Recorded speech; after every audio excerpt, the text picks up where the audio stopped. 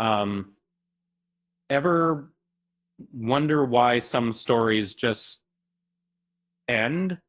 Um, it's a question fans grapple with constantly, especially when a beloved series reaches its final pages. And 2026 has been a year of change for Shonen Jump, with new manga launching and others concluding their runs. The ending of the part 2 sent shockwaves through the fandom. Many hoped for a part 3, especially with the promise of extra pages in the final volume.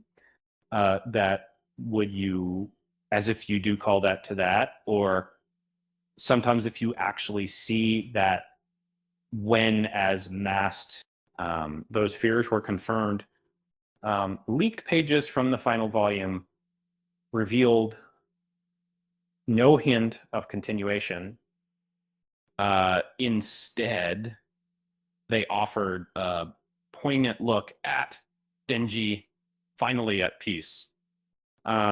He's leaning against a barrier, drink in hand.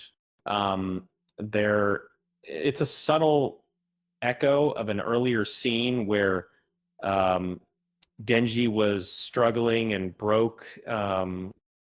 This time, he's found contentment, a simple life he always craved. Uh, it's a fitting end to a story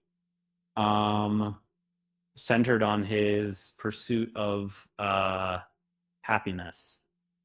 Had the potential to stretch for hundreds more chapters, delving deeper into its dark themes.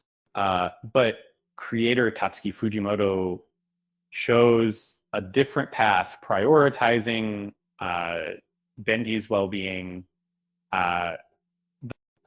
He crafted a twist that allowed Denji to achieve his dream with minimal trauma. The events of the earlier parts never happen, and he gets a chance at a normal, happy life. Perhaps that was always the goal. It seems Fujimoto wanted to give his character a genuine, happily ever after, a life built on happier foundations.